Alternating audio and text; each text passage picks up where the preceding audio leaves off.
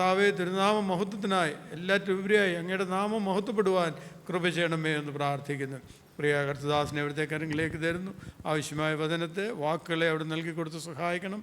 കർത്താവെ, അവിടുത്തെ കൃപയിൽ ആശ്രയിച്ചുകൊണ്ട് ഞങ്ങൾ തനിക്ക് പഠിപ്പിക്കാനും ഞങ്ങൾക്ക് കേൾക്കുവാനും ഗ്രഹിപ്പാനും അവിടുന്ന് കൃപ ചെയ്യുമാറാണമേ, സഹായിക്കണമേ എന്ന് പ്രാർത്ഥിക്കുന്നു. കർത്താവെ, കടന്നു വന്ന എല്ലാവർക്കായും നന്ദിയോട് സ്തോത്രം ചെയ്യുന്നു. ഇവിടെയും സൂമിലുമായിരിക്കുന്ന ഞങ്ങളുടെ എല്ലാ പ്രിയപ്പെട്ടവരെയും ഓർത്ത് പ്രാർത്ഥിക്കുന്നു. എല്ലാവരെയും അവിടുന്ന് ഒരുപോലെ അനുഗ്രഹിക്കണമേ എന്ന് പ്രാർത്ഥിക്കുന്നു. കടന്നു വരുവാൻ സാധിക്കാതെ കണ്ട് ഭവനത്തിൽ വിശ്രമിക്കുന്നവരുണ്ട്, അവരെയും ഓർത്ത് പ്രാർത്ഥിക്കുന്നു. മറ്റ് പല സാഹചര്യങ്ങളാൽ ഒക്കെയും ആയിരിക്കുന്നവരുണ്ട്, അവരെല്ലാവരെയും തൃക്കരങ്ങളിൽ താഴ്ത്തി ഏൽപ്പിക്കുകയാണ്. വിവിധങ്ങളായ കാരണങ്ങളാലാണ് കർത്താവെ കടന്നു വരുവാൻ സാധിക്കാതെ ഒക്കെയും ഇരിക്കുന്നത്. എങ്കിലും അവിടെയൊക്കെയും മേൽ ദൈവകൃപയുള്ളതുകൊണ്ട് സ്തോത്രം. വരും ദിവസങ്ങളിൽ കർത്താവെ, ഞങ്ങൾ കൂടുതലായി വചനം പഠിച്ചുകൊണ്ട്, വചനം ഗ്രഹിച്ചുകൊണ്ട്, വചനപ്രകാരം ജീവിപ്പാൻ അടിയങ്ങൾക്ക് കൃപ നൽകുമാറാണമേ എന്ന് പ്രാർത്ഥിക്കുന്നു. ഒരിക്കൽ കൂടി പ്രിയ അവിടുത്തെ കരങ്ങളിലേക്ക് തരികയാണ്. കൃപയിൽ പൊതുകയും സഹായിക്കുകയും ചെയ്യണമേ എന്ന് പ്രാർത്ഥിക്കുന്നു. അടിയങ്ങളെല്ലാവരെയും, വചനം കേൾക്കുന്ന എല്ലാവരെയും തൃക്കരങ്ങളിൽ താഴ്ത്തി ഏൽപ്പിക്കുന്നു. ശാന്തമായിരുന്നു വചനം കേൾക്കുവാനും പഠിപ്പാനും ഗ്രഹിപ്പാനും അതിൻപ്രകാരം ജീവിപ്പാനും കൃപ ചെയ്യണമേ, സഹായിക്കണമേ. പ്രാർത്ഥന കേട്ടിരിക്കാൻ നന്ദിയോട് സ്തോത്രം. കർത്താവായ യേശുക്രിസ്തുവിന്റെ നാമത്തിൽ കർത്താവെ, അടിയങ്ങൾ വിനയമായി പ്രാർത്ഥിക്കുന്നു. കൃപയുണ്ടായി സ്വീകരിക്കുമാറാണമേ. ആമേൻ.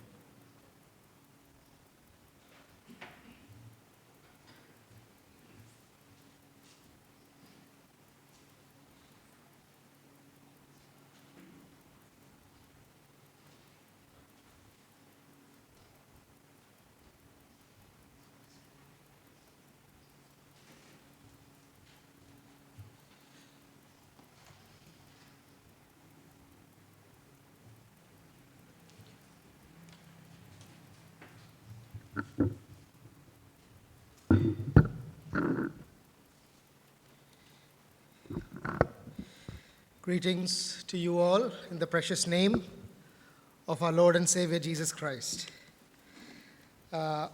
വീണ്ടും ഒരു പ്രാവശ്യം കൂടെ കർത്താവിൻ്റെ സന്നിധിയിൽ ഇങ്ങനെ വചനവുമായിട്ട് നിൽക്കുവാൻ ദൈവം കൃപ ചെയ്തതിനോർത്ത് ദൈവത്തെ സ്തുതിക്കുന്നു.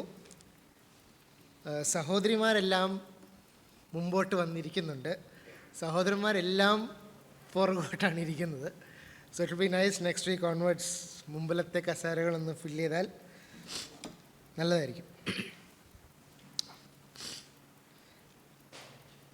കഴിഞ്ഞ ആഴ്ച നമ്മൾ we learned together from Genesis chapter 5. കഴിഞ്ഞ ആഴ്ച ഉൽപ്പത്തി പുസ്തകം 5-ാം അധ്യായത്തിൽ നിന്നാണ് നമ്മൾ പഠിച്ചത്. 5-ാം അധ്യായത്തിൽ we see the genealogy of the line of Seth.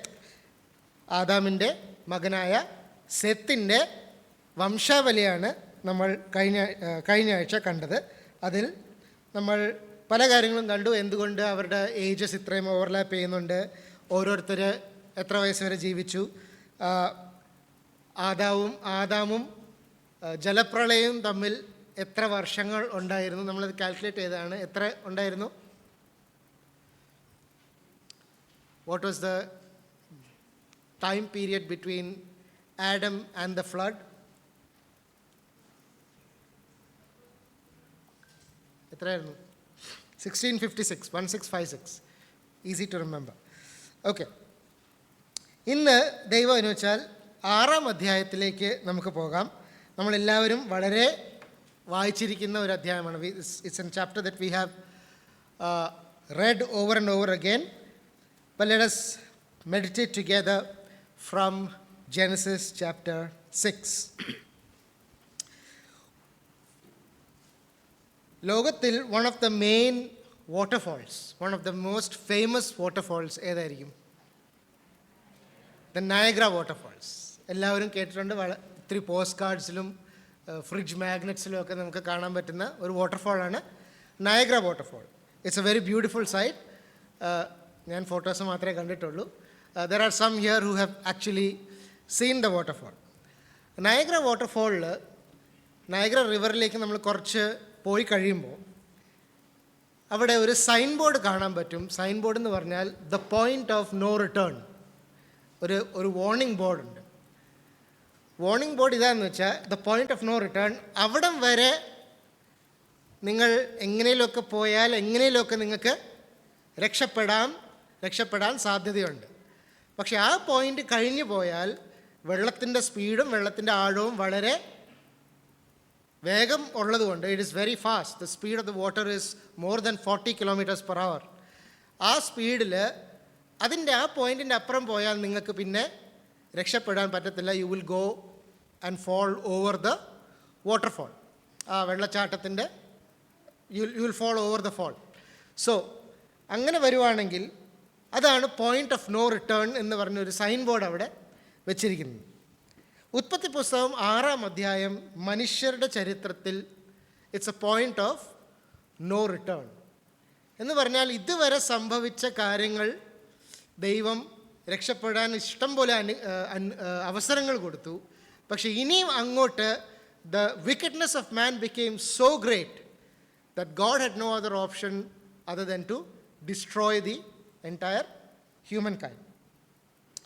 So Genesis chapter 6 is that point where the sin of man had reached to the point of no return.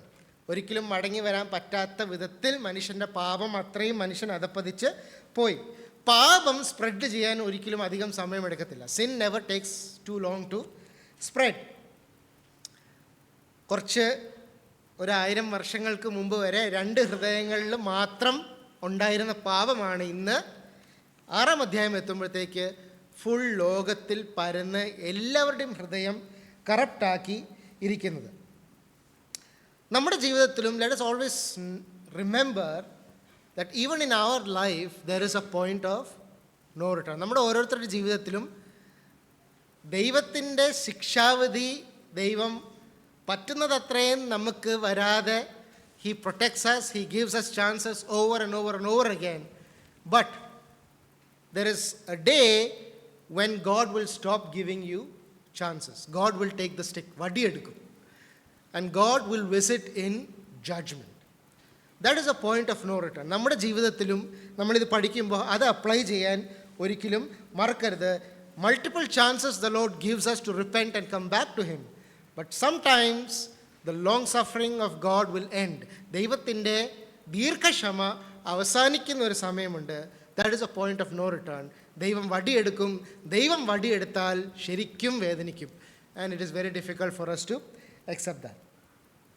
So what was the condition of this world that led to this? ഈ ലോകത്തിലെ അവസ്ഥ എന്തായിരുന്നു?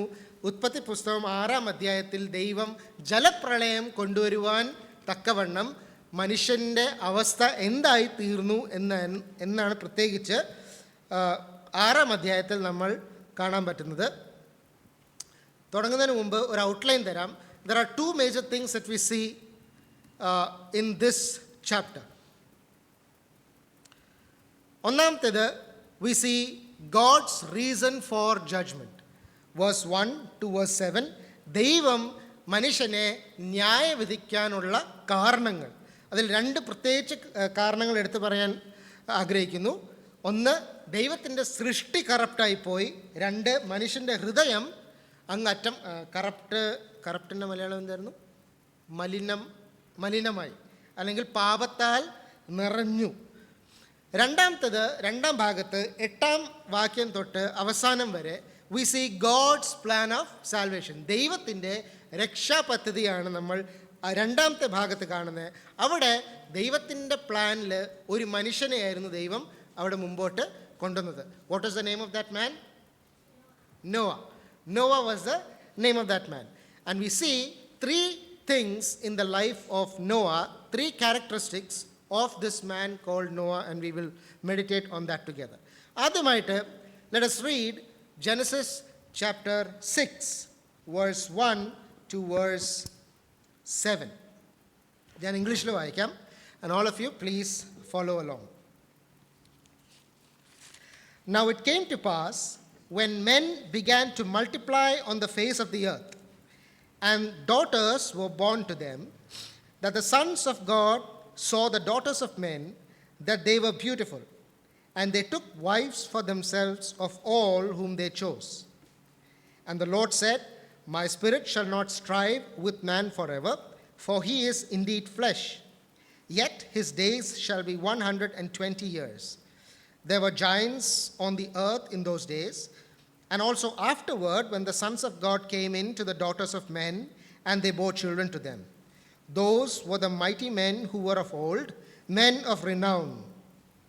Then the Lord saw that the wickedness of man was great in the earth, and that every intent of the thoughts of his heart was only evil continually.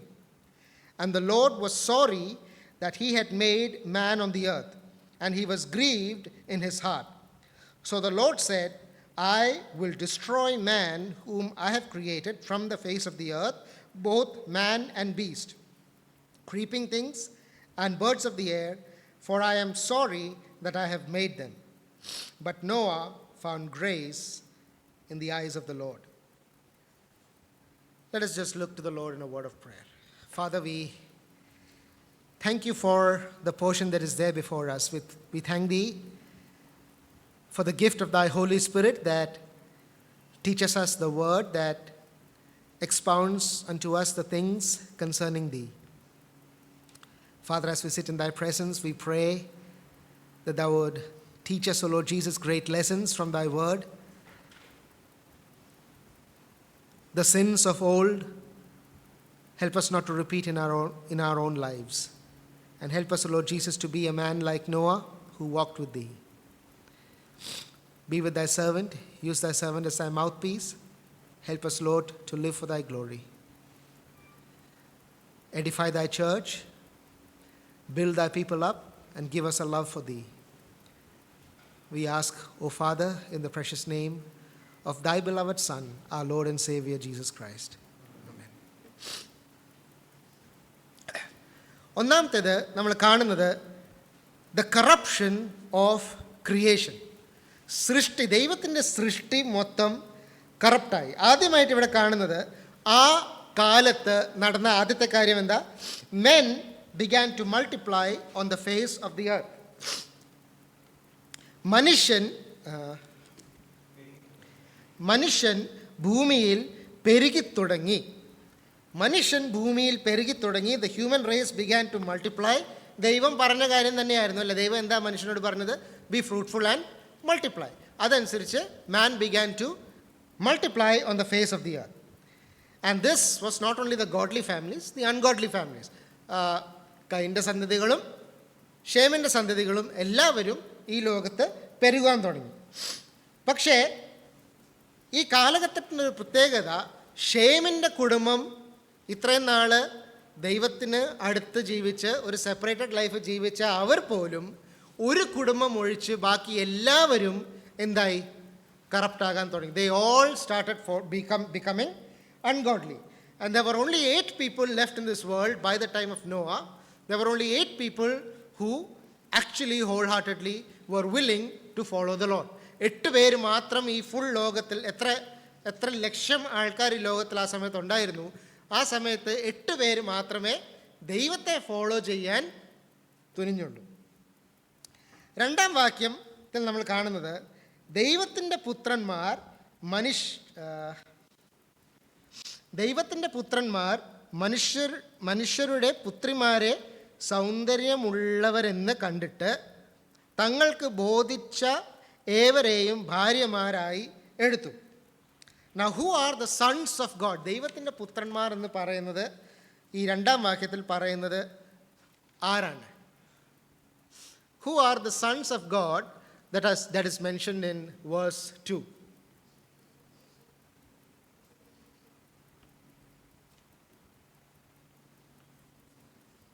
എന്തായിരിക്കും? സേത്തിൻ്റെ മക്കളായിരിക്കാം. Okay, അല്ലെങ്കിൽ there are 2 major interpretations of this passage. ഈ ഭാഗം 2 തരത്തിൽ അല്ലെങ്കിൽ ദൈവവചനം, ദൈവത്തെ സ്നേഹിക്കുന്നവരും വേദപുസ്തകം നന്നായിട്ട് പഠിച്ചവരും 2 തരത്തിലുള്ള എക്സ്പ്ലനേഷനാണ് ഈ ഭാഗത്തുള്ളത്. ഞാനിത് രണ്ടും പറയാം. ഒരു ഫൈനൽ ഡിസിഷൻ നിങ്ങൾക്ക് ഓരോരുത്തർക്കും എടുക്കാം. ഇത് 2 തരത്തിലും വേണമെങ്കിൽ ഇൻ്റർപ്രറ്റ് ചെയ്യാം. സോ ആദ്യത്തെ ഒരു കൂട്ടർ പറയുന്നത് ദൈവപുത്രന്മാർ എന്ന് പറയുന്നത് വിശ്വാസികളും സേത്തിൻ്റെ വംശത്തിലുള്ളവരും, മനുഷ്യരുടെ പുത്രിമാർ എന്ന് പറയുന്നത് ungodly ones, the ungodly lines എന്ന് പറഞ്ഞാൽ കൈനിൻ്റെ വംശാവലിയിൽ ഉള്ളവരെയും പറ്റിയാണ് പറയുന്നത്. ഇത് പറയുന്നത് Matthew Henry, C.H. Leopold, Augustine, Calvin ഇങ്ങനെയുള്ള ദൈവദാസന്മാർ പറയുന്ന ഒരു അഭിപ്രായമാണ് ഇത്. They say that the sons of God were godly descendants of Seth and the daughters of men were the wicked descendants of Cain. And ഇതിൻ്റെ ആർഗ്യുമെൻ്റ് എന്താണ്? ഇതിൻ്റെ മുമ്പുള്ള കോണ്ടെക്സ്റ്റും ഇതിൻ്റെ ശേഷമുള്ള കോണ്ടെക്സ്റ്റും മനുഷ്യരെ പറ്റിയാണ് പറയുന്നത്.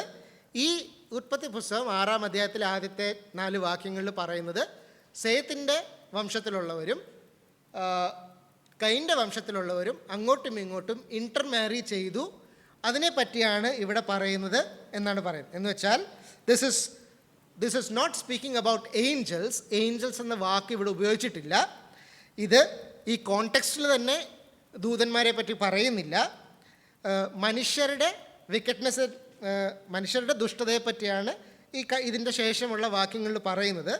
അതുകൊണ്ട് ഇതിന് മനുഷ്യരെ മാത്രമേ ഇവിടെ ഉദ്ദേശിച്ചുള്ളൂ എന്നാണ് അവർ പഠിപ്പിക്കുന്നത്. അതുമാത്രമല്ല, ഗോഡ്ലി മെൻ, ദൈവഭക്തന്മാരായ ജനങ്ങളെ അല്ലെങ്കിൽ ആൾക്കാരെ ദൈവപുത്രന്മാർ അതേ വാക്കല്ല എങ്കിൽ പോലും ആ അർത്ഥത്തിൽ വരുന്ന വാക്കുകൾ ഉപയോഗിച്ച് ദൈവപുത്രന്മാരെ പറ്റി വേദപുസ്തകത്തിൽ വേറെ സ്ഥലത്ത് പറഞ്ഞിട്ടുണ്ട്. ആ വാക്ക് തന്നെയല്ല എന്ന് പറയുന്നത്. ദൈവപുത്രന്മാർ എന്ന വാക്ക് പറഞ്ഞിട്ടില്ല. ദൈവത്തിൻ്റെ മക്കൾ, യഹോവയുടെ മക്കൾ, യഹോവയുടെ, അങ്ങനെ പല അതിന് സിമിലറായിട്ടുള്ള വാക്കുകൾ വിശ്വാസികളെ ടാർഗറ്റ് ചെയ്ത് പറയുന്ന വാക്കുകൾ ഉള്ളതുകൊണ്ട് ഈ ദൈവപുത്രന്മാർ എന്ന് പറയുന്നത് വിശ്വാസികളെ പറ്റിയാണ് പറഞ്ഞിരിക്കുന്നത്. വിശ്വാസികളും അവിശ്വാസികളും തമ്മിൽ വിവാഹം കഴിച്ച് അവരിൽ മക്കളുണ്ടായി. അതായിരുന്നു ജലപ്രളയം ഉണ്ടാകുവാനുള്ള കാരണം. അതായിരുന്നു ഏറ്റവും വലിയ ദുഷ്ടത എന്ന് പഠിപ്പിക്കുന്നതാണ് ഒരു കൂട്ടം ആൾക്കാർ.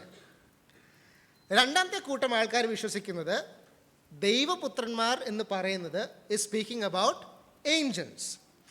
അവർ പറയുന്നത് James Montgomery Boice, Arthur W. Pink, അഞ്ച്, Ironside, William MacDonald, John MacArthur, ഇവരെല്ലാം പഠിപ്പിക്കുന്നത് ദൈവപുത്രന്മാർ എന്ന് പറയുന്നത് ദൈവദൂതന്മാരെ പറ്റിയാണ് പറയുന്നത്. ഏത് ദൈവദൂതന്മാരെ പറ്റിയാ? അവർക്ക് കൊടുത്തിരുന്ന സ്ഥാനത്തിൽ നിന്ന് പോയ ദൈവദൂതന്മാർ എന്ന് പറഞ്ഞാൽ the fallen angels, the angels who went after Lucifer. ലൂസിഫറിൻ്റെ പുറകെ പോയ, ഇന്ന് നമ്മൾ ഭൂതങ്ങൾ അല്ലെങ്കിൽ ഡീമൻസ് എന്ന് പറയുന്ന അവരെ പറ്റിയാണ് 6-ാം അധ്യായത്തിൽ പറയുന്നതെന്നാണ് പറയുന്നത്. അതിലെന്താ അവർ പറയുന്നത്? These angels took human forms or possessed human beings and intermarried with human women and they produced children. അതാണ് ഇവിടെ പറയുന്നത്. അവർ പറയുന്നത് ഇവിടെ പറഞ്ഞിരിക്കുന്ന ഫാക്ട്സ് വെച്ചിട്ട് ഇത് വിശ്വാസികൾ മാത്രമാണ്, വിശ്വാസികളും അവിശ്വാസികളും വിവാഹം കഴിച്ചതുകൊണ്ട് ഇവിടെ ഇത്രയും വലിയ ന്യായവിധി ദൈവം തരുന്നു എന്ന് പറയുന്നതിൽ വലിയ കാര്യമില്ല എന്നാണ് അവർ പറയുന്ന ഒരു കാര്യം. അതുമാത്രമല്ല, ദൈവപുത്രന്മാർ എന്ന് പറഞ്ഞ വാക്ക്, the phrase sons of God എന്ന് പറയുന്ന phrase is used 4 times in the old testament. പഴയ നിയമത്തിൽ അതേ പദം 4 പ്രാവശ്യം ഉപയോഗിച്ചിട്ടുണ്ട്. 4 പ്രാവശ്യവും ഇത് ദൂതന്മാരെ പറ്റിയാണ് പറയുന്നത്. എന്ന് വെച്ചാൽ ബാക്കി പറയുന്ന 3 പ്രാവശ്യവും ഇത് ദൈവദൂതന്മാരെ പറ്റിയാണ് പറയുന്നത്. അതുകൊണ്ട് if you say that scripture interprets scripture, then it should mean here as well that it speaks of angels and not about men. ഇത് കാണുന്ന റെഫറൻസസ് ഞാൻ വേണമെങ്കിൽ പറയാം. യോബിൻ്റെ പുസ്തകം 1-ാം അധ്യായം 6-ാം വാക്യം, യോബ് 2:1, യോബ് 36, ഡാനിയൽ ചാപ്റ്റർ 3 and verse 25. ഈ സ്ഥലങ്ങളിലെല്ലാം ദൈവപുത്രന്മാരെ പറ്റി പറയുന്നത് is speaking about angels. പഴയ നിയമത്തിൽ ഇതേ പദം എവിടെയൊക്കെ ഉപയോഗിച്ചിട്ടുണ്ടോ അവിടെയെല്ലാം സൂപ്പർ നാച്ചുറൽ ബീയിങ്സിനെ പറ്റിയാണ് പറയുന്നത്, മനുഷ്യരെ പറ്റി അല്ല പറയുന്നത്. പിന്നെ സെപ്റ്റ്വജിൻ്റ് വേർഷനിൽ എന്ന് വെച്ചാൽ പഴയ നിയമത്തിൻ്റെ ഗ്രീക്ക് ട്രാൻസ്ലേഷനിൽ എല്ലാ സ്ഥലത്തും ഇതിനെ ദൂതന്മാർ എന്ന് പറഞ്ഞ് തന്നെയാണ് ട്രാൻസ്ലേറ്റും ചെയ്തിരിക്കുന്നത്. പിന്നെ ഇവിടെ പ്രത്യേകിച്ച് എടുത്തു പറയുന്ന ഇതായിരുന്നു, ദൈവപുത്രന്മാർ മനുഷ്യപുത്രിമാർ എന്ന് പറയുന്നത് ആദാമിൻ്റെ പുത്രിമാരെ എന്നാണ്. മനുഷ്യൻ എന്ന് പറഞ്ഞ ആദാം എന്ന് പറഞ്ഞ വാക്കാണ്. സോ ദൈവപുത്രന്മാർ ആദാമിൻ്റെ പുത്രിമാരെ ഭാര്യമാരായിട്ട് എടുത്തു എന്നാണ് അവിടെ പറഞ്ഞിരിക്കുന്നത്. That is again another proof that this does not mean മനുഷ്യർ വേറെ മനുഷ്യപുത്രന്മാരെ എടുത്തു എന്ന് പറയത്തില്ലല്ലോ, അത് ഒരു തെറ്റായിട്ട് പറയത്തില്ലല്ലോ. അതുകൊണ്ട് അതിൻ്റെ അർത്ഥം fallen angels transformed into human beings, അത് വേദപുസ്തകത്തിൽ പഴയ നിയമത്തിൽ പല സ്ഥലത്തും നമ്മളത് കാണുന്നുണ്ട്. ദൂതന്മാർ മനുഷ്യരുടെ വേഷം എടുക്കുന്നതും അവർ ഫുഡ് കഴിക്കുന്നതും ഇതെല്ലാം നമ്മൾ പഴയ നിയമത്തിൽ പല സ്ഥലത്തും നമ്മൾ കാണുന്നുണ്ട്. അതേപോലെ അവർ മനുഷ്യൻ്റെ വേഷം എടുത്തു, അല്ല മനുഷ്യരെ പൊസസ് ചെയ്ത് ദേ പ്രൊഡ്യൂസ്ഡ് എ ന്യൂ ജനറേഷൻ. അപ്പോൾ പറഞ്ഞതിൻ്റെ സാരം ഇത് ഏതെടുത്താൽ പോലും in addition to all the wickedness of man, a new dimension of evil was also introduced. I personally believe it is the second one that is more appropriate. എന്ന് പറഞ്ഞാൽ ഇത് ദൈവദൂതന്മാരാണ് എന്ന് പറയുന്നതാണ് കൂടുതൽ അപ്രോപ്രിയേറ്റ് എന്നാണ് എൻ്റെ ഒരു പേഴ്സണൽ വിശ്വാസം. ആൻഡ് ഐ വിൽ നോട്ട്, അത് ഞാൻ without a shadow of doubt ഞാനത് പറയത്തില്ല. So I will leave it for you all to study the word and decide on your own. ദൈവം സൃഷ്ടിച്ച മനുഷ്യൻ, ദൈവം വെച്ച ബൗണ്ടറീസിനെ, ദൈവത്തിൻ്റെ ക്രിയേഷൻ്റെ ബൗണ്ടറീസിനെ തെറ്റിച്ചാണ് ഇവിടെ ചില ദൂതന്മാർ they are taking a step to fall even beyond what God had set a limit for them. എന്ന് പറഞ്ഞാൽ മനുഷ്യരുടെ ഇടയിൽ തന്നെ മനുഷ്യരെ കറപ്റ്റ് ചെയ്യുവാൻ, ആ ക്രിയേഷനെ തന്നെ കറപ്റ്റ് ചെയ്യുവാൻ അവർ ചെയ്തു. ദൈവത്തിൻ്റെ ലിമിറ്റ്സിനെ എല്ലാം മാറ്റിവെച്ച് യൂദയുടെ ലേഖനത്തിലും 2 പത്രോസ് 2-ാം അധ്യായത്തിലും ഐൻസൈഡും വേറെ പലരും പറയുന്ന കാര്യം അവിടെ പറയുന്ന യൂദയുടെ ലേഖനം 7-ാം അധ്യായം 7-ാം വാക്യം, 2 പത്രോസ് 2-ാം അധ്യായം, ഇവിടെ രണ്ടും ഈ ദൂതന്മാരെ പറ്റിയാണ് പറയുന്നത്. The angels who did not keep their first estate but they went after strange flesh as did the people in Sodom. അങ്ങനെയാണ് അവിടെ പറയുന്നത്. സോദോം ഗമോറയിൽ,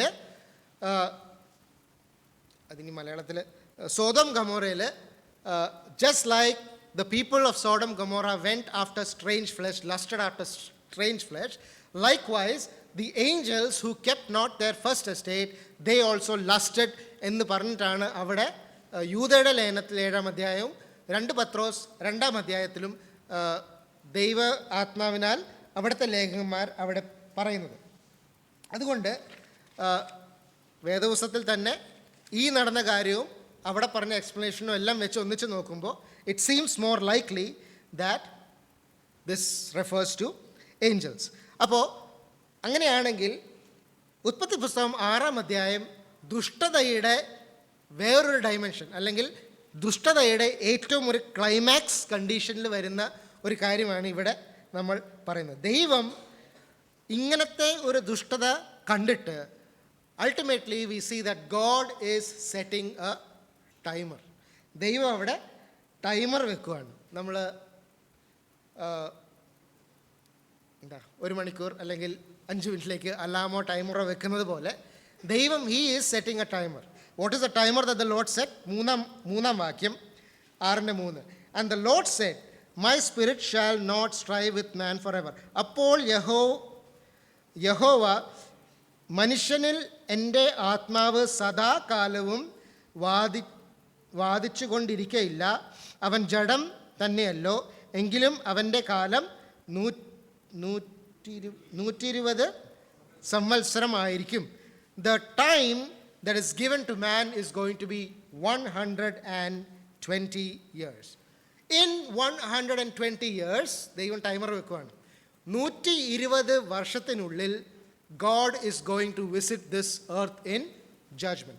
120 വർഷത്തിനുള്ളിൽ ദൈവം ന്യായം വിധിക്കാൻ പോകുകയാണ് ഈ ലോകത്തിൽ. ദൈവം സ്നേഹമാണ്, ദൈവം മഹാദയുള്ളവനാണ്, കൃപാലുവാണ്. പക്ഷേ ദൈവത്തിൻ്റെ ദീർഘക്ഷമ ഒരു അവസാനം ഉണ്ട്. There is a limit, there is an end to the patience of God. And God is going to plead with man for 120 years. ഈ 120 വർഷം എന്താ സംഭവിച്ചത്? The Spirit of God is pleading with man through Noah. അതെവിടെയാണ് നമുക്ക് കാണുന്നത്? 1 പത്രോസ് 3-ാം അധ്യായം 19-ാം വാക്യം. 1 Peter chapter 3 and verse 19.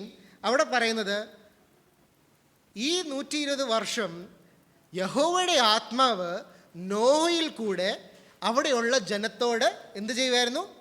Striving, pleading with the people of those days, repent and come back to God. അത് നോയല്ല, നോയിൽ കൂടെ ദൈവത്തിൻ്റെ ആത്മാവായിരുന്നു അന്ന് ഇവരോടെല്ലാം സംസാരിക്കുന്നത് എന്നാണ് പത്രോസ് അവിടെ പറയുന്നത്. സോ ദൈവത്തിൻ്റെ ആത്മാവ് pleading with man to come back and repent. കാരണം ദൈവത്തിന് ദുഷ്ടൻ്റെ മരണത്തിൽ പ്രസാദം ഇല്ല. God takes no pleasure in the death of the wicked. Okay, 4-ാം വാക്യം അഗെയിൻ വേറെ കോൺട്രവേഴ്സി ഉള്ള വാക്യമാണ്. മറ്റേത് മനസ്സിലാക്കുന്നതിൻ്റെ അടിസ്ഥാനത്തിൽ ഇത് എങ്ങനെ മനസ്സിലാക്കുന്നു തീരുമാനിക്കണം. ഇത് മനുഷ്യരെ പറ്റി തന്നെയാണ് പറയുന്നതെങ്കിൽ, 1-ാം അല്ലെങ്കിൽ 2-ാം വാക്യത്തിൽ മനുഷ്യരെ പറ്റി മാത്രമാണ് പറയുന്നതെങ്കിൽ മനുഷ്യരും മനുഷ്യരുടെ യൂണിയൻ വന്നപ്പോൾ ജയൻസ് വന്നു എന്നാണ് ഇവിടെ പറയുന്നത്. So there were giants on the earth in those days, verse 4. ആ കാലത്ത് ഭൂമിയിൽ മല്ലന്മാർ ഉണ്ടായിരുന്നു. അതിൻ്റെ ശേഷവും ദൈവത്തിൻ്റെ പുത്രന്മാർ മനുഷ്യരുടെ പുത്രിമാരോട് അടുക്കൽ ചെന്നിട്ട് അവർ മക്കളെ പ്രസവിച്ചു. ഇവർ ആകുന്നു പുരാതന കാലത്തെ വീരന്മാർ, കീർത്തിപ്പെട്ട പുരുഷന്മാർ തന്നെ. ഇവിടെ 2 വാക്കുകളാണ് ഉപയോഗിച്ചിരിക്കുന്നത്. ജയൻസ് എന്ന് പറഞ്ഞ വാക്ക് അല്ലെങ്കിൽ മല്ലന്മാർ എന്ന് പറഞ്ഞ വാക്ക്, നെഫിലിം എന്ന് പറഞ്ഞ വാക്കാണ് ഹീബ്രുവിൽ ഉള്ളത്. ഇത് എന്തുകൊണ്ടാണ് അത് പറഞ്ഞത്? ഈ വാക്യത്തെയും 2 വിധത്തിൽ നമുക്ക് എക്സ്പ്ലെയിൻ ചെയ്യാൻ പറ്റും. ആ കാലത്ത് ഭൂമിയിൽ മല്ലന്മാർ ഉണ്ടായിരുന്നു. In those days there were giants in this world. ദൈവത്തിൻ്റെ പുത്രന്മാർ മനുഷ്യരുടെ പുത്രിമാരുടെ കൂടെ വന്നപ്പോൾ they produced a new breed. They produced a group of people that were never seen before. ഇന്ന് വരെ ഈ ലോകത്തിൽ കാണാത്ത വിധത്തിലുള്ള ഒരു തരം ആൾക്കാർ അല്ലെങ്കിൽ ഒരു തരം സ്പീഷീസ് അവിടെ വരുവാണ്. ആൻഡ് ഈ ജയൻസ് എന്ന് പറഞ്ഞ നെഫിലിം എന്ന് പറഞ്ഞ ആൾക്കാർ, മല്ലന്മാർ എന്ന് പറയുന്നത് ജലപ്രളയത്തിന് മുൻപ് മാത്രമല്ല ജലപ്രളയത്തിന് ശേഷവും നമുക്ക് കാണാൻ പറ്റുന്ന ആൾക്കാരാണ്. ആരൊക്കെയാ? ആവർത്തന പുസ്തകത്തിൽ ഇസ്രായേൽ മക്കളെ മോശ കനാനിലേക്ക് സ്പൈ ചെയ്യാൻ അയക്കുമ്പോൾ അവർ തിരിച്ചു വന്ന് പറഞ്ഞ എന്താണ്? അവിടെ they were giants, they were Nephilim in Canaan. അവിടെ they were giants in Canaan. മല്ലന്മാരുണ്ടായിരുന്നു.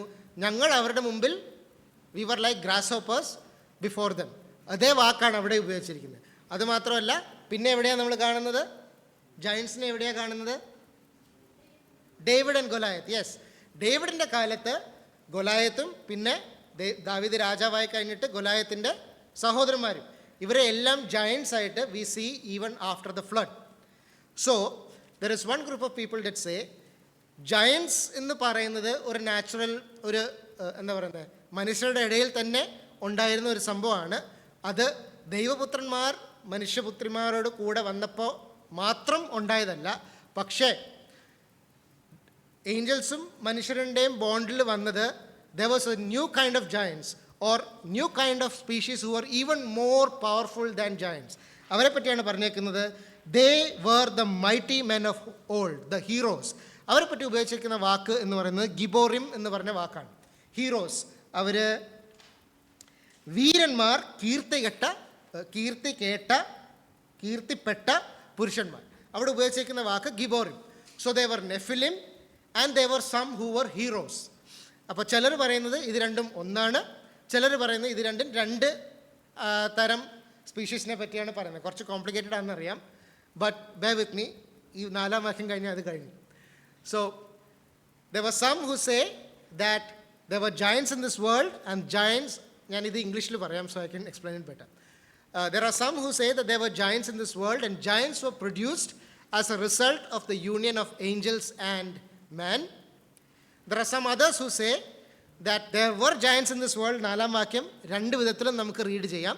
There are some others who say that there were giants in this world, and in spite of giants being there in this world, when the daughters of men united with the fallen angels, they produced people who were known as heroes of old. Of old എന്ന് പറഞ്ഞാൽ of the old world, the world before the flood. അതുകൊണ്ട് അത് ജലപ്രളയത്തിൽ അവരെല്ലാം നശിച്ചു. പിന്നെ ഉള്ളത് normal മല്ലന്മാർ തന്നെയായിരുന്നു. ദാവീദിൻ്റെ അതിൻ്റെ വേറൊരു കാര്യം പറയുന്നത്, what is the height of ഗോലിയാത്തിൻ്റെ ഹൈറ്റ് എന്തായിരുന്നു? Around 9 feet 9 inches. 9 feet 9 inches ആയിരുന്നു. What is the tallest recorded man in this world? Recorded Guinness book of world റെക്കോർഡിൽ ഉള്ള tallest man, his name is Robert Wadlow, and he was 9 feet tall. 9 feet was his recorded ഹിസ്റ്ററിയിലുള്ള ഇതാണ്. ഇന്ന് ജീവിച്ചിരിക്കുന്ന tallest man ഏതാ? His name is Sultan Kosen, and he is 8 feet 3 inches tall.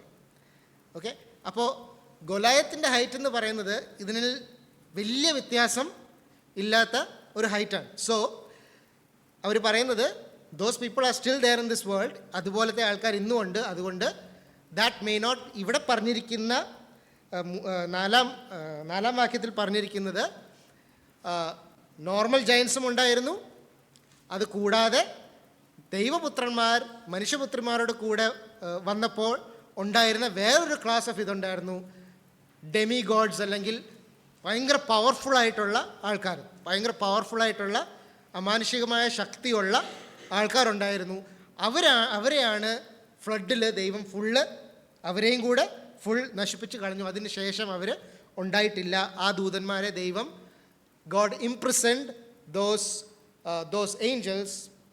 We see that in 2 Peter chapter 2. ദൈവം ആ ദൂതന്മാരെ ചങ്ങലയാൽ അവസാന ദിവസത്തെ ന്യായവിധിക്ക് വേണ്ടി ഇംപ്രിസൺ ചെയ്ത് വെച്ചേക്കുവാണ്.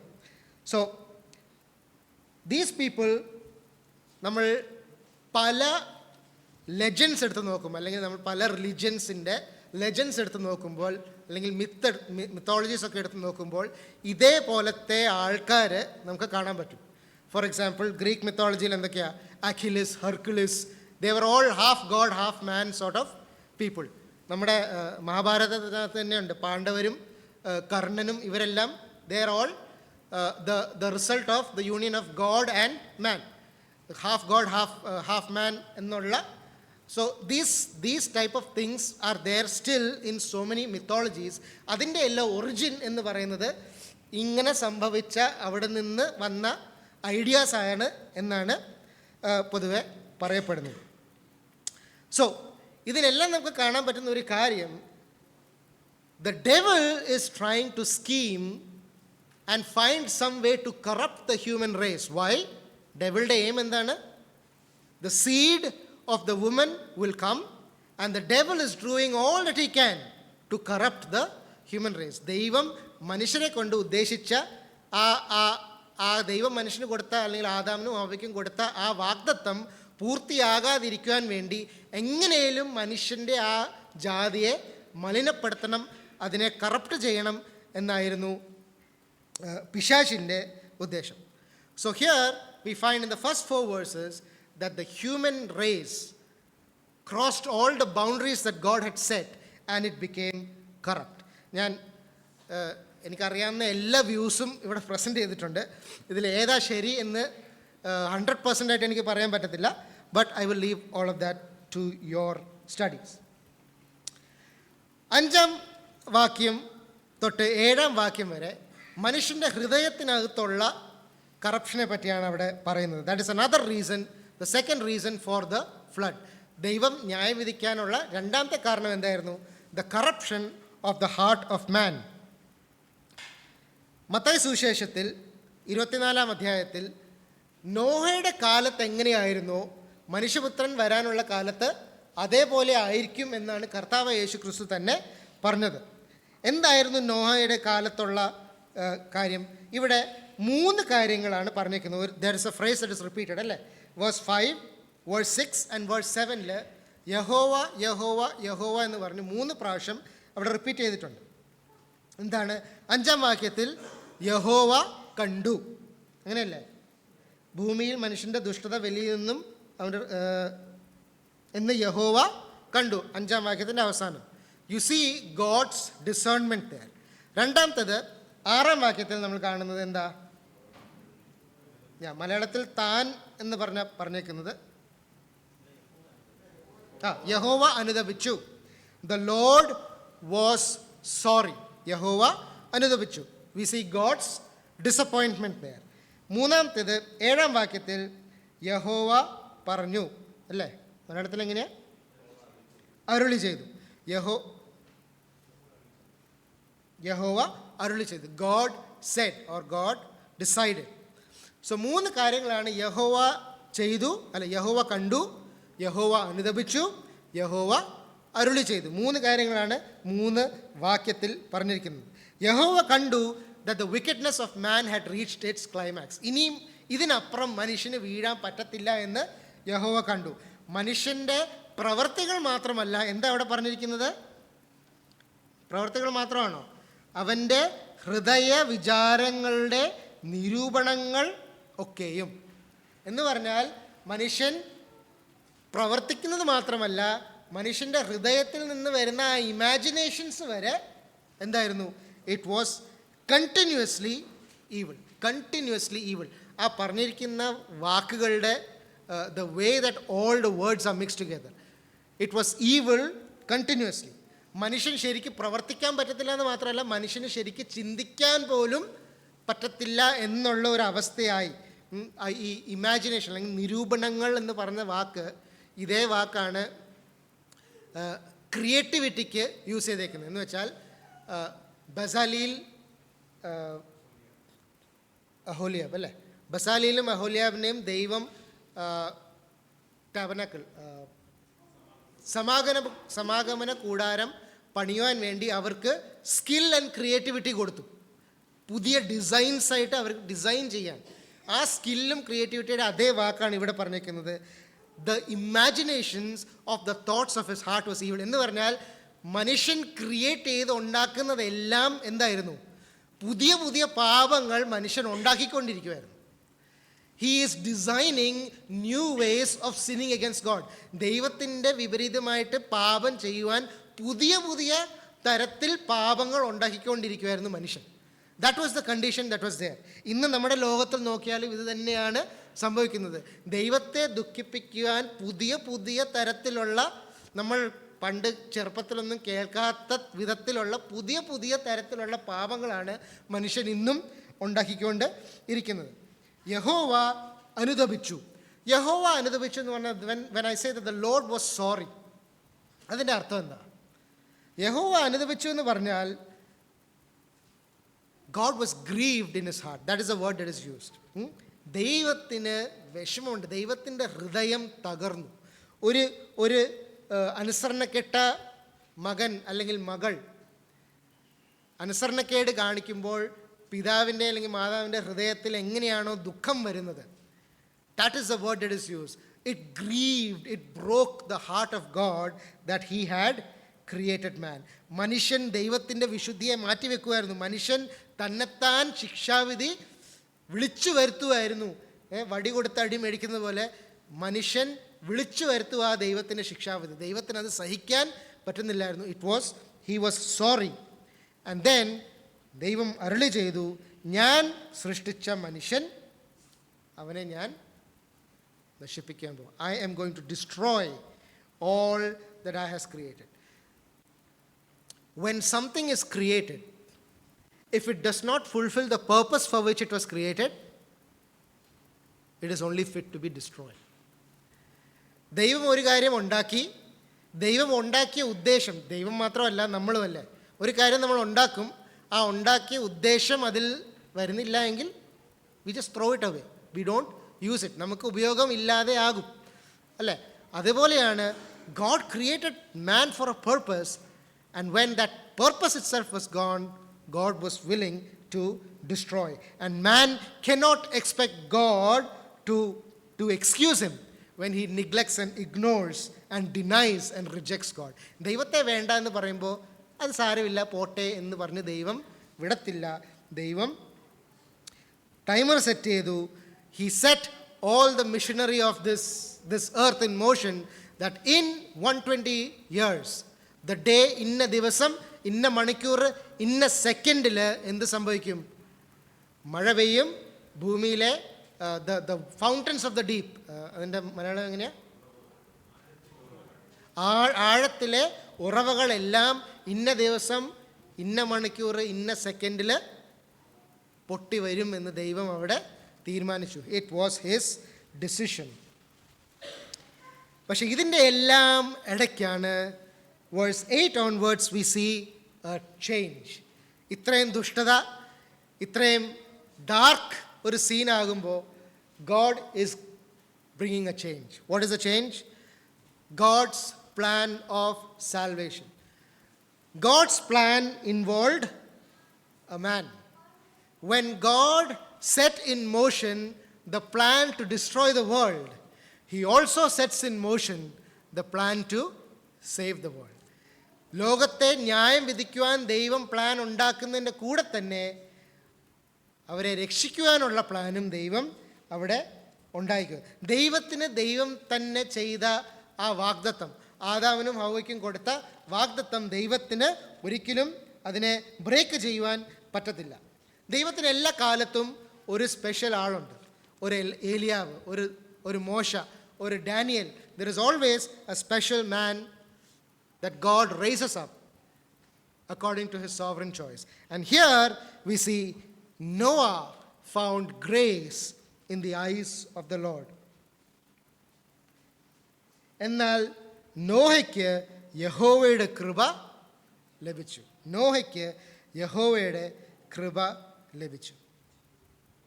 വേദപുസ്തകത്തിൽ കൃപ എന്ന് പറഞ്ഞ വാക്ക് ആദ്യമായിട്ട് കാണുന്നതാണ് ഇവിടെ. Genesis chapter 6 and verse 8. ആദ്യമായിട്ട് വേദപുസ്തകത്തിൽ കൃപ എന്ന് പറഞ്ഞ വാക്ക് കാണുന്നത്. What is the meaning of grace? What is the meaning of grace? Undeserved favor of God. അർഹിക്കാത്ത ദാനം. ദൈവം അർഹിക്കാത്ത ദാനം തരുന്നു. നമ്മളുടെ കാര്യം പറഞ്ഞാലും എങ്ങനെയാ?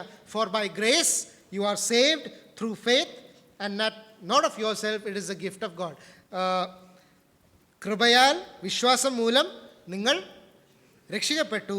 അത് നിങ്ങൾ കാരണമല്ല, ദൈവത്തിൻ്റെ ദാനമത്രേ, പ്രവർത്തികളാലല്ല, ആരും ബോസ്റ്റ് ചെയ്യാതിരിക്കാൻ വേണ്ടി. യെസ്, ആരും പ്രശംസിക്കാതിരിക്കാൻ പ്രവർത്തികൾ കാരണം അല്ല. 8ാം വാക്യം കഴിഞ്ഞിട്ടാണ് നോഹയുടെ നീതിയെപ്പറ്റി പറയുന്നത്. He first found grace in the sight of God. Noah had a conversion experience. He found grace in the sight of God. ഒരു മാനസാന്തരം, ഒരു വീണ്ടും ജനനത്തിൻ്റെ അനുഭവം എന്ന് വേണമെങ്കിൽ പറയാം. He found grace in the eyes of God. And to find grace in the eyes of God, you must come into the presence of God and acknowledge that you need salvation, that you are a sinner. ആ ഒരു മനോഭാവം നോവയ്ക്കുണ്ടായി. നോവയ്ക്ക് കൃപ ലഭിച്ചു. നോഹയുടെ അപ്പനോ അപ്പൂപ്പനോ നോഹയുടെ വംശാവലിയിൽ ദൈവഭക്തന്മാരായിട്ടുള്ള ആൾക്കാർ ഉള്ളത് കൊണ്ടല്ല നോഹ ഒരു ദൈവമകനായത്. നോഹയ്ക്ക് ഇൻഡിവിജ്വലായിട്ട്, പേഴ്സണലായിട്ട് ദൈവത്തിൻ്റെ കൃപ ലഭിച്ചു. And because he individually, personally got the favor of God, the grace of God, that is why he was forgiven. നമ്മളും ഓരോരുത്തരും ആലോചിക്കണം, പ്രത്യേകിച്ച് പിള്ളേരെ ഇവിടെ ശ്രദ്ധിക്കുക. നമ്മൾ ഓരോരുത്തരും നിങ്ങളുടെ പേരൻസോ ഗ്രാൻഡ് പേരൻസോ വിശ്വാസികളായതുകൊണ്ട്, സ്വർഗത്തിൽ പോകുന്നത് കൊണ്ട് നിങ്ങൾ സ്വർഗത്തിൽ പോകുമെന്ന് വിചാരിക്കരുത്. You have to individually come into a contact with God. നോഹയുടെ നന്മ, നോഹ ദൈവത്തോട് കൂടെ നടന്നു, നോഹ നീതിമാനായിരുന്നു. ഇതെല്ലാം നോഹ ദൈവത്തിൻ്റെ സന്നിധിയിൽ കൃപ ലഭിച്ചതിൻ്റെ ഔട്ട് വർക്കിംഗ് ആയിരുന്നു. It was It was not because he was righteous that he found grace. The meaning of grace itself is undeserved favor. നോഹയെ പറ്റി 3 കാര്യങ്ങളാണ് നമുക്ക് കാണാൻ പറ്റുന്നത്. 9 തൊട്ട് 12 വാക്യം വരെ we see Noah is a distinct man, or a man who is contrasted with the rest of the world. അന്ന് ജീവിച്ചിരുന്ന മനുഷ്യരിൽ നിന്ന് വ്യത്യസ്തനായ ഒരു പുരുഷനായിരുന്നു നോഹ എന്ന് പറയുന്നത്. രണ്ടാമത്തത്, നോഹ വാസ് എൻ എൻലൈറ്റൻഡ് മാൻ. നമുക്കത് കാണാം 13 തൊട്ട് 21 വാക്യം വരെ. നോഹ ദൈവത്തിൻ്റെ വെളിപ്പാട് ലഭിച്ച ഒരു മനുഷ്യനായിരുന്നു. മൂന്നാമത്തത്, നോഹ വാസ് എൻ ഒബീഡിയൻറ്റ് മാൻ. ദൈവത്തെ അനുസരിച്ച ഒരു വ്യക്തിയായിരുന്നു നോഹ. ആദ്യത്തെ, നോഹ വാസ് എ ഡിസ്റ്റിങ്ക്റ്റ് മാൻ, അല്ലെങ്കിൽ Noah was A person who was different from the people in this world. എന്തായിരുന്നു? നമ്മൾ 9 തൊട്ട് 12 വരെ വാക്യങ്ങൾ വായിച്ചാൽ 9ഉം 10ഉം വാക്യങ്ങളിൽ നോഹയെപ്പറ്റി 4 കാര്യങ്ങൾ പറയുന്നുണ്ട്. കോൺട്രാസ്റ്റായിട്ട് 11ഉം 12ഉം വാക്യത്തിൽ ഈ ലോകത്തിലെ മനുഷ്യരെ പറ്റി 2 കാര്യങ്ങൾ, അല്ലെങ്കിൽ 2 വാക്യങ്ങൾ അവിടെ പറയുന്നുണ്ട്. എന്തൊക്കെയാണ് അവിടെ എഴുതിയേക്കുന്നത്? നോഹ, ഞാൻ ഓൾറെഡി സ്ലൈഡ് മാറ്റി, ആദ്യം ചോദിക്കണമായിരുന്നു. നോഹയെ പറ്റി എന്താ പറഞ്ഞേക്കുന്നത്? 4 കാര്യങ്ങൾ നോഹയെ പറ്റി പറഞ്ഞേക്കുന്നത്.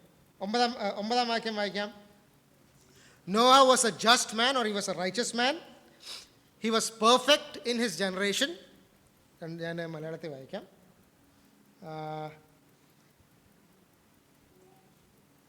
നോഹ നീതിമാനും, 2 തൻ്റെ തലമുറയിൽ നിഷ്കളങ്കനുമായിരുന്നു, 3 ദൈവത്തോട് കൂടെ നടന്നു, he walked with God, 4 he brought up a godly family. തൻ്റെ 3 പുത്രന്മാരും അവരുടെ ഭാര്യമാരും അവൻ്റെ വഴിയിൽ തന്നെ നടന്നു. And they were also saved inside the ark. അതാണ് നോഹയെ പറ്റി നമുക്ക് കാണാൻ പറ്റുന്നത്. 11ഉം 12ഉം വാക്യത്തിൽ മനുഷ്യരെ പറ്റി, അല്ലെങ്കിൽ minus Nova's family, the entire world. The entire world എന്ന് പറയുമ്പോൾ ശേത്തിൻ്റെ വംശാവലിയിലുള്ള ആൾക്കാരും അതിനകത്തുണ്ട്. നോഹ ആൻഡ് ഹിസ് ഫാമിലി, ആ 8 പേരെ മാറ്റി നിർത്തിയാൽ ബാക്കി എല്ലാവരും ഉൾപ്പെടുന്ന ലോകത്തെ പറ്റി എന്താ പറയുന്നത്? The earth was corrupt before God. എന്നാൽ ഭൂമി ദൈവത്തിൻ്റെ മുമ്പാകെ വഷളായി. 2 ഭൂമി അതിക്രമം കൊണ്ട് നിറഞ്ഞിരുന്നു.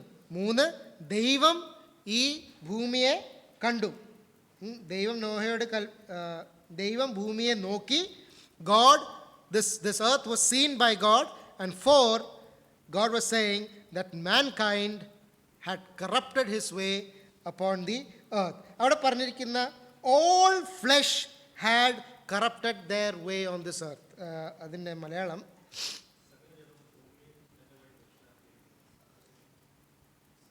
സകല ജഡവും. ഇവിടെ ഒരു ദേവദാസൻ ഇങ്ങനെയാണ് പറഞ്ഞത്, ദിസ് ഓൾസോ ഇൻക്ലൂഡഡ് ആനിമൽസ് എന്നാണ് പറയുന്നത്. ഒരു ദേവദാസൻ അതിൽ എഴുതിയത് ഇങ്ങനെയാണ്, വൈ ഈ കാലത്ത്, അല്ലെങ്കിൽ പാപം വന്നതിൻ്റെ ശേഷം, animals also had that effect of sin. മനുഷ്യൻ്റെ ഭയം മൃഗങ്ങളുടെ മേൽ എപ്പോഴാണ് വരുന്നത്? മനുഷ്യനെ മൃഗങ്ങൾ ഭയപ്പെടാൻ തുടങ്ങുന്നത് ദൈവം പറയുന്നത് ഈ ജലപ്രളയത്തിന് ശേഷം ദൈവം പറയുന്നതാണ്. ഈ animals, the dread of you shall be on the animals.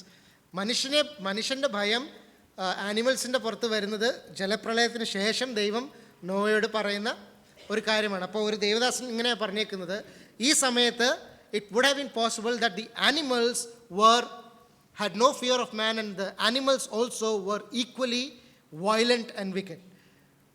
വെളിപ്പാട് പുസ്തകത്തിൽ വരുമ്പോൾ ഇതേ കാര്യം പിന്നെയും വരും.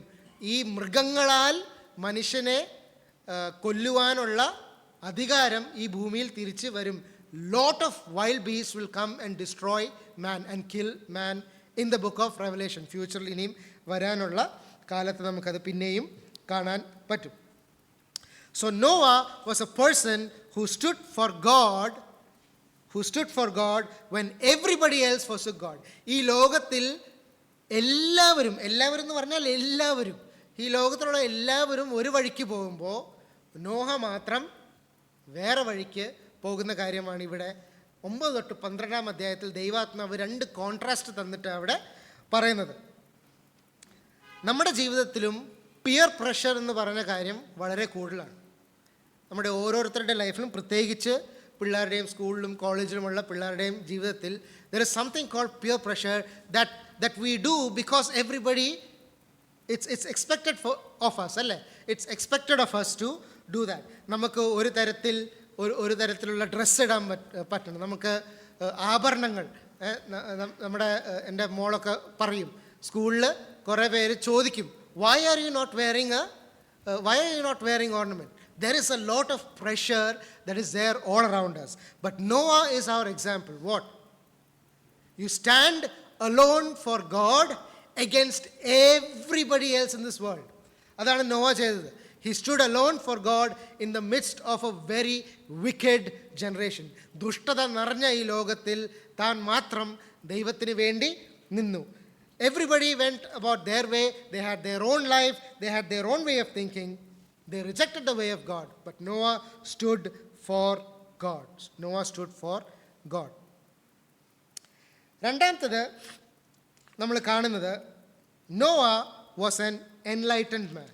13-ാം വാക്യം തൊട്ട് 21-ാം വാക്യം വരെ ആരെങ്കിലും ഒന്ന് വായിക്കാമോ?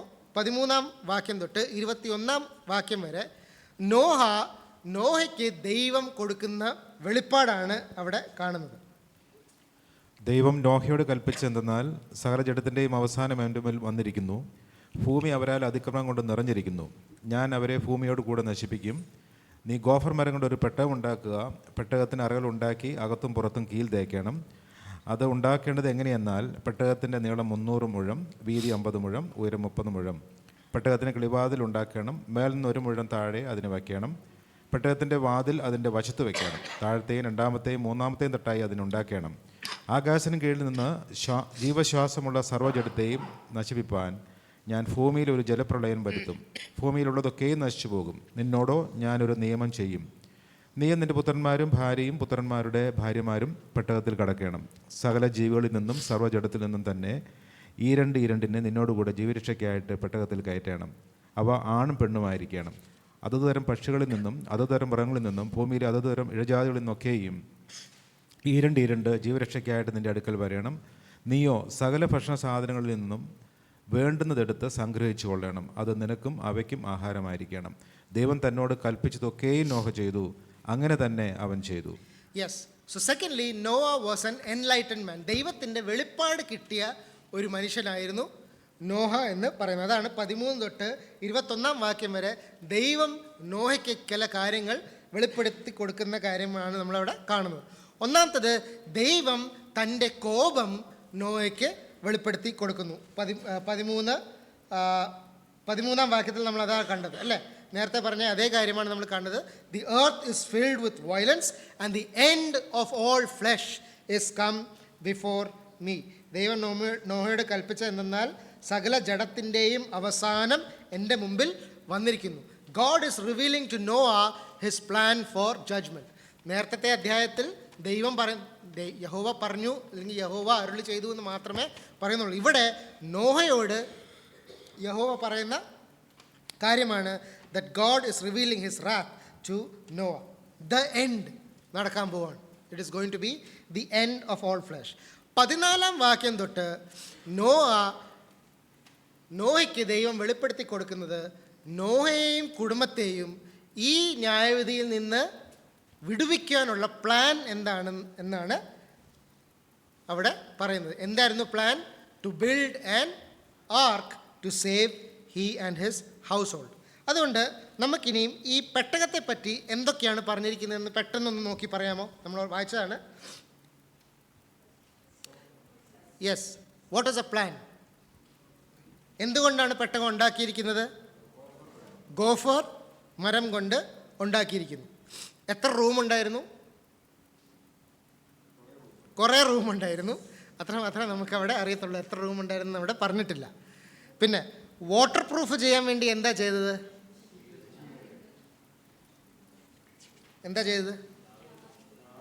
Tar, pitch or tar. മലയാളത്തിൽ എന്താ അത്? കീൽ. മലയാളത്തിൽ കീൽ. സോ ടാർ എന്ന് പറഞ്ഞാൽ എല്ലാവർക്കും മനസ്സിലാവും, ഞാൻ ടാർ എന്ന് തന്നെ പറയാം. Okay, it is he used tar.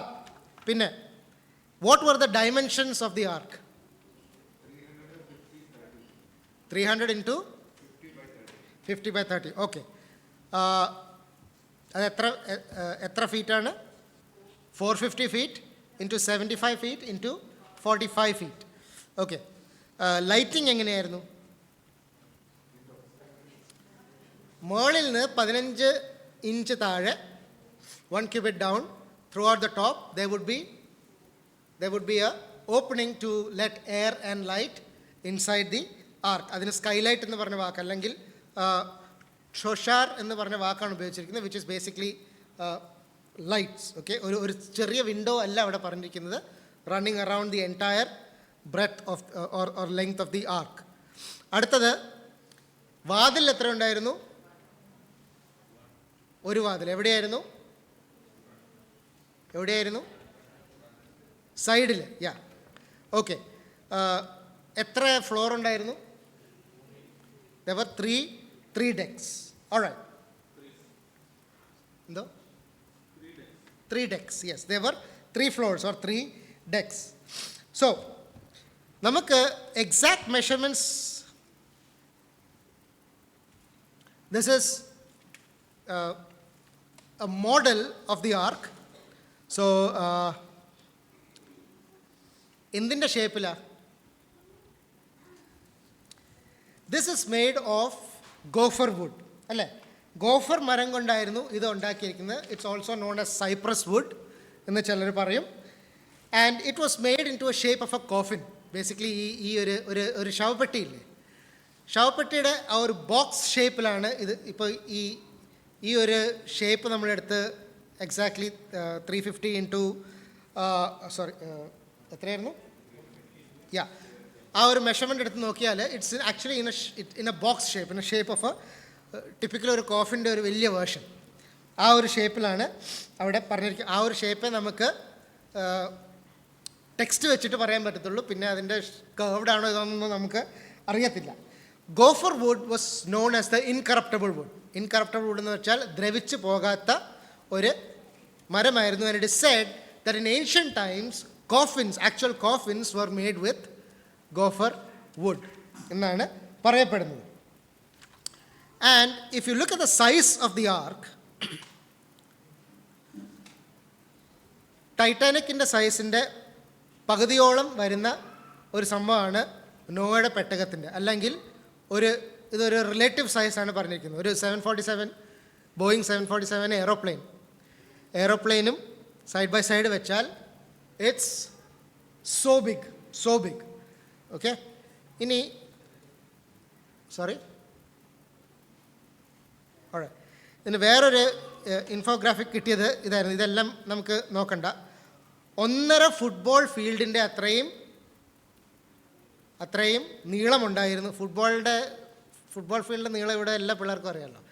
അപ്പോൾ 1.5 ഫുട്ബോൾ ഫീൽഡിൻ്റെ നീളമുണ്ടായിരുന്നു ഈ പെട്ടകത്തിന്. ഒരു ഫൺ ഫാക്റ്റും കൂടെ കുറച്ചും കൂടെ മനസ്സിലാക്കുന്ന വിധത്തിൽ, 2 സ്കൂൾ ബസ്സിൻ്റെ ബാക്ക് ടു ബാക്ക് വെച്ചാൽ, full size school bus back to back വെച്ചാൽ അത്രയായിരുന്നു അതിൻ്റെ വീതി എന്ന് പറയുന്നത്. 3 ജിറാഫ്സ്, ഫുൾ ഗ്രോൺ ജിറാഫ്സിനെ ഒന്നിൻ്റെ പുറത്ത് വെച്ചാൽ അതായിരുന്നു അതിൻ്റെ ഹൈറ്റ് എന്ന് പറയുന്നത്. Length was around 1.5 football fields. So this was the ആർക്കിൻ്റെ ഒരു ഡൈമെൻഷൻ എന്ന് പറയുന്നത്. So it was not a small thing. ഒരു ചെറിയ ഒരു ബോട്ട് പോലെ ഒരു സംഭവം അല്ലായിരുന്നു ദിസ് ആർക്ക് എന്ന് പറയുന്നത്. The door, there was only one door and there was only one way to enter the ark. നോയ്ക്ക് വിൻഡോസിൻ്റെ കൺട്രോൾ നോയുടെ കൈ കൊടുത്തു, പക്ഷേ ഡോറിൻ്റെ കൺട്രോൾ ആരായിരുന്നു?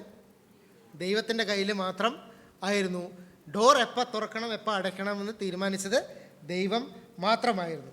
And this is a very apt picture of the Lord Jesus, who said in the New Testament that I am the door. ഞാൻ തന്നെ വാതിൽ ആകുന്നു. സൺഡേ സ്കൂളിൽ നമ്മളൊരു പാട്ട് പഠിച്ചിട്ടുണ്ട്, 1 door and only one and yet its sides are 2 inside or outside, on which side are you?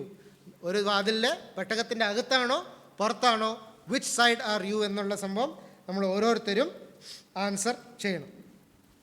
Now the ark was the means to preserve all flesh. ദൈവം എന്ത് ചെയ്യാൻ പോകുന്നു എന്ന് ദൈവം തന്നെ പറയുന്നു. എന്താണ് അവിടെ പറയുന്നത്? ഐ മൈസെൽഫ്, 17-ാം വാക്യം. I myself, I even I. 17-ാം വാക്യം മലയാളത്തിൽ ഞാൻ ഭൂമിയിൽ എന്ന് മാത്രമേ പറയുന്നുള്ളൂ. ഇംഗ്ലീഷിൽ ഐ ഈവൻ ഐ മൈസെൽഫ്, ഞാൻ തന്നെ എന്ത് ചെയ്യാൻ പോവാ? ഈ ന്യായവിധി വരാൻ പോവാ. ഈ ലോകത്തിലുള്ള എല്ലാ ജഡവും മരിക്കാൻ പോവാ. നോയുടെ മെൻ്റൽ സ്റ്റേറ്റ് ഒന്ന് ആലോചിച്ച് നോക്കിയേ. ഈ നോയ്ക്ക് അറിയാവുന്ന എല്ലാ ആൾക്കാരും, നെയ്ബേഴ്സും ഫ്രണ്ട്സും, ഈ ലോകത്തിലുള്ള എല്ലാ ആൾക്കാരും മരിക്കാൻ പോവാ എന്ന് ദൈവം നോഹയോട് പറയുക. അത് തന്നെ ആയിരിക്കാം അല്ലേ നോഹ ഇത്രയും പ്രസംഗിച്ച് നടന്നത്. കാരണം അത് തന്നെ ആയിരിക്കാം. He really felt it that so many people are going to die in judgment. ഇത്രയും ആൾക്കാർ ന്യായവിധിയിൽ മരിക്കാൻ പോവുക. So I have to preach the gospel എന്ന് പറഞ്ഞു. ഇതിൻ്റെ ഇടയ്ക്ക് ദൈവം നോയ്ക്ക് ഒരു വാഗ്ദത്തം ചെയ്യുന്നു. ഒരു ശേഷിപ്പിനെ ഞാൻ വെക്കും, നിന്നെയും കുടുംബത്തെയും ഞാൻ രക്ഷിക്കും, നിൻ്റെ കൂടെ എല്ലാ ആനിമൽസിൻ്റെ കൈൻഡ്സ്, എല്ലാ തരം മൃഗങ്ങളെയും ഞാൻ രക്ഷിക്കും എന്ന് ദൈവം അവിടെ കൊടുക്കുക. എന്ന് പറഞ്ഞാൽ ഏദൻ തോട്ടത്തിൽ ഹൗവയ്ക്കും ആദമിനും കൊടുത്ത ആ നിയമം, ആ covenant, that promise is now going to be carried forth through Noah. ഇനി നോവ മുഖാന്തരമാണ് ദൈവം ആദാമിനും ഹൗവയ്ക്കും വാഗ്ദത്തം ചെയ്ത ആ സന്തതി വരാൻ പോകുന്നു. What a great blessing it is for God. പെട്ടകത്തിനകത്ത് ആരൊക്കെ വരുമോ അവരെല്ലാം രക്ഷിക്കപ്പെടും. പെട്ടകത്തിൻ്റെ പുറത്ത് ആരൊക്കെയാണോ അവരെല്ലാം നശിക്കപ്പെടും. And what a picture of the Lord Jesus. എങ്ങനെ കർത്താവ് യേശു ക്രിസ്തു ഈ he went through the waters of judgement. സങ്കീർത്തനത്തിൽ പറയുന്നുണ്ട്, all your waves and your billows roll over me. നിൻ്റെ തിരമാലകളെല്ലാം എൻ്റെ മുകളിൽ കൂടെ പോകുന്നു. He went through the judgement of God. But everyone who is in Christ, everyone who is in Christ, and only those who are in Christ are safe. Everybody else will die. Everybody else will die. അവസാനം പറഞ്ഞ് നിർത്താം. അവസാനം നമ്മൾ കാണുന്നത് Noah is an obedient man. Noah is an obedient man. 22-ാം വാക്യത്തിൽ എന്താ പറയുന്നത്? നോവ ദൈവം തന്നോട് കൽപ്പിച്ചതൊക്കെയും നോഹ ചെയ്തു, അങ്ങനെ തന്നെ അവൻ ചെയ്തു. എബ്രായ ലേഖനം 11-ാം അധ്യായം 7-ാം വാക്യത്തിൽ നോഹയുടെ വിശ്വാസത്തെ പറ്റി പറയുന്നുണ്ട്. എന്താ അവിടെ പറയുന്നത്? ഒന്ന് വായിക്കാമോ? Hebrews chapter 11 and verse 7. By faith Noah, who was warned concerning things not yet seen, moved with fear, prepared an ark for the saving of his house, by which he condemned the world and became the heir of righteousness, which is according to faith. ഒന്ന് മലയാളത്തിൽ വായിക്കാമോ? എബ്രായർ 11:7.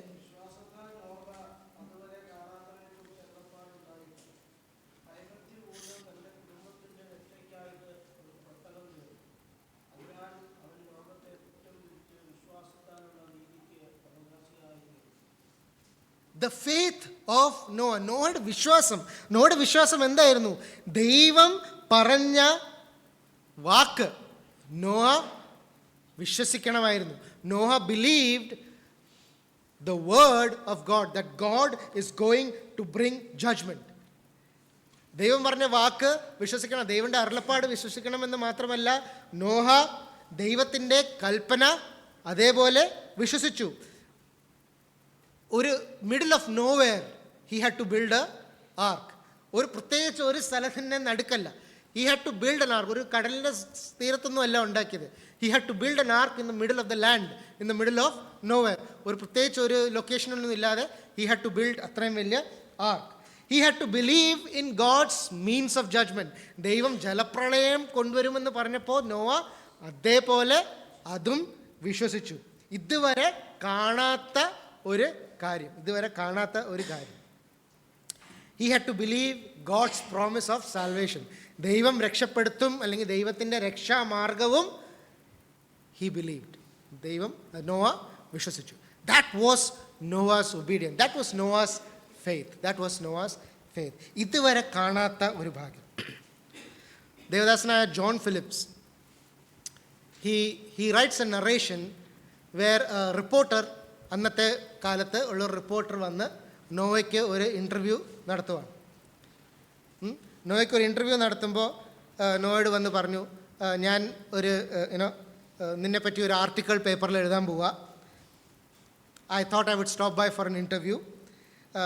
നീ ഒരു വലിയ boat എന്തോ ഉണ്ടാക്കുന്നു എന്നാണ് ഞാൻ മനസ്സിലാക്കുന്നത്. അപ്പോൾ നോവ പറഞ്ഞു, യെസ്, അതെ, അത് ശരിയാ, ബോട്ട് ഉണ്ടാക്കുക. ഇത്രയും മരമൊക്കെ കണ്ട് വലിയ ബോട്ടാണെന്ന് തോന്നുന്നല്ലോ. അതെ, വലിയ ബോട്ടാണ്. എത്ര വലിയ ബോട്ടാണ് ഉണ്ടാക്കാൻ പോകുന്നത്? ഒരു 1.5 ഫുട്ബോൾ ഫീൽഡിന് അത്രയും നീളം, അത്രയും വലിയ ഒരു ബോട്ടാണ് ഉണ്ടാക്കാൻ പോകുന്നത്. അത്രയും വലിയ ബോട്ട്, അതൊരു വലിയ ബോട്ടാണല്ലോ. എന്ത് ഷേപ്പിലാണ് ഈ ബോട്ട് ഉണ്ടാക്കാൻ പോകുന്നത്? The shape of a coffin. ഒരു ശവപ്പെട്ടിയുടെ, വലിയ ശവപ്പെട്ടിയുടെ ഷേപ്പിലാണ്, ഒരു ശവപ്പെട്ടിയുടെ ഷേപ്പിലാണ് ഉണ്ടാക്കാൻ പോകുന്നത്. Are you really kidding me? Are you making fun of me? അല്ല. He said it's going to be 300 cubits wide, long, 50 cubits wide and 30 cubits high. It's sort of the shape of about the same shape as a coffin. നീ പറയുന്നത് ഒരു football ഫീൽഡിൻ്റെ അത്രയും വലിയ ഒരു ശവപ്പെട്ടി ഉണ്ടാക്കാൻ പോവുക എന്നാണോ?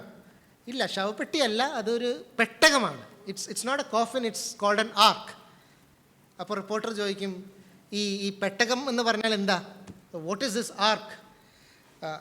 അപ്പോൾ നോവ പറഞ്ഞു, ഈ coffin is where you have a dead person inside and living people outside. And ark is where you have living people inside and dead people outside. Everybody who is in the ark will live. Everybody who is outside the ark is going to die. And Noah is saying, the reporter is saying, oh Noah, I know that നീ ഒരു മതപ്രാന്തനാണെന്ന് അറിയാം, പക്ഷേ ഇത്രയും വലിയ പ്രാന്തനാണെന്ന് എനിക്ക് ഒരിക്കലും വിചാരിക്കാൻ പറ്റുന്നില്ല. അപ്പോൾ നോവ പറയും, ഇല്ല, എനിക്ക് പ്രാന്തില്ല, ഞാൻ വളരെ സീരിയസ് ആയിട്ട് തന്നെയാണ് പറയുന്നത്. പിന്നെ ഈ റിപ്പോർട്ടർ ചോദിക്കും, നീ എന്തിനാ ഈ പെട്ടകം ഇവിടെ പണിയുന്നത്? എനിക്ക് വെള്ളം എങ്ങും കാണുന്നില്ലല്ലോ. I don't see that you made any mechanism to pull this to the water. ഇതൊരു വെള്ളത്തിൻ്റെ അടുത്തേക്ക് വലിച്ചു കൊണ്ടുവരാനുള്ളൊരു സംവിധാനമൊന്നും ഞാൻ കാണുന്നില്ലല്ലോ എന്ന് പറഞ്ഞു. അപ്പോൾ നോവ പറയും, ഇല്ല, അതിൻ്റെ ആവശ്യം വരത്തില്ല. അതിൻ്റെ ആവശ്യം വരത്തില്ലേ? ഇല്ല, എനിക്ക് ഈ പെട്ടകം വെള്ളത്തിലേക്ക് കൊണ്ടുവരേണ്ട ആവശ്യം വരത്തില്ല, വെള്ളം പെട്ടകത്തിൻ്റെ അടുത്തേക്ക് വരും എന്ന് നോവ റിപ്പോർട്ടറെന്ന് പറയുന്നത്. Again this reporter is thinking that Noah, are you mad? നിനക്ക് വട്ടാണോ? നിനക്ക് പ്രാന്ത് പിടിച്ചോ? ഈ പെട്ടകത്തിൽ ആരൊക്കെയാണ് വരാൻ പോകുന്നത്? എൻ്റെ കുടുംബം മാത്രമേ ഉള്ളൂ. ഇത്രയും വലിയ പെട്ടകത്തിൽ നിൻ്റെ കുടുംബം മാത്രമേ ഉള്ളൂ? ഇല്ല, ഈ ദൈവം പറഞ്ഞു എല്ലാ ആനിമൽസിൻ്റെ എല്ലാ തരത്തിലും ഓരോ ആനിമൽസ് അവിടെ കാണും. എത്ര ഹൗ മെനി ആനിമൽസ്? എത്ര ആനിമൽസാണെന്ന് എനിക്കറിയത്തില്ല. എല്ലാ ആനിമൽസിനും അറ്റ്ലീസ്റ്റ് ഒരു പേർ ഇതിനകത്ത് വരും എന്നാണ് പറഞ്ഞത്. So you are going into this ark with all of these animals. I have never heard anything more crazier in life. And ഒരു പേപ്പറിൽ അടുത്ത ദിവസം, ഇത് AI ജനറേറ്റഡ് ആണ്, പ്രാന്തൻ ബോട്ട് പണിയുന്നു, മഴ പെയ്യാൻ പോവുക എന്ന് പേപ്പറിൽ അടിക്കുന്നു. സോ ഇതായിരുന്നു നോഹയുടെ ആ കാലത്തുള്ള നോഹയുടെ അവസ്ഥ. Everybody thought that he was mad. He was preaching that there is going to be a flood in a time when people had not seen rain. And that is the faith of Noah. അതാണ് നോഹയുടെ വിശ്വാസം എന്ന് പറയുന്നത്. Noah was a distinct man. Noah was an enlightened man, and Noah was an obedient man. And let us learn this from the life of Noah and apply it in our own life. May His name be glorified.